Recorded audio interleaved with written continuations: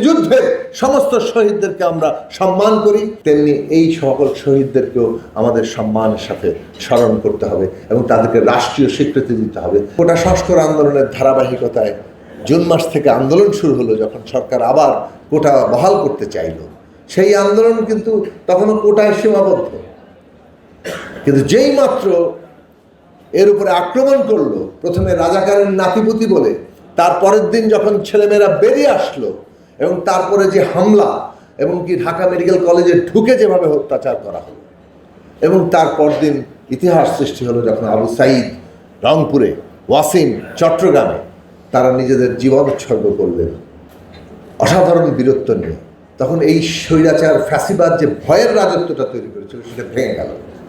শুধু ওইটা ভাঙে নাই ভয়ের রাজত্ব, এই সারা বাংলাদেশের মানুষ যারা ন্যায়ের পক্ষে থাকতে চান তারা এক সুতায় গেঁথে গেল।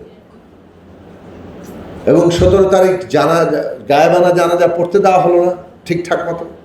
18 তারিখে মানে রাত্রের হোলি খেললো তারা, প্রায় 100-র উপরে মানুষকে হত্যা করেছে সে 18 তারিখে। এবং ওই দিনই লেখা হয়ে গেছে এই সরকার আর টিকতে পারবে না।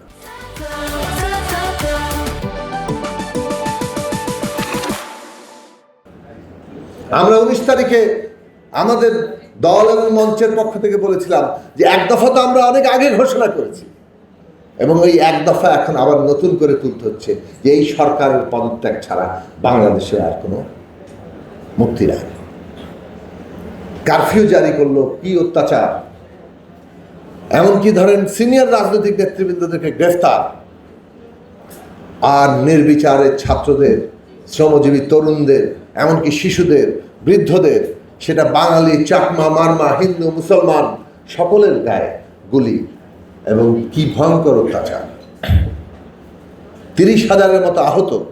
অনেক আহতদের দিকে এখন তাকানোই যায় না, কারণ চেহারা বিকৃত করে দেওয়া হয়েছে, কাউকে চিরজীবনের জন্য পঙ্গু করা হচ্ছে, শত শত মানুষ দুচোখ অন্ধ হয়ে গেছে।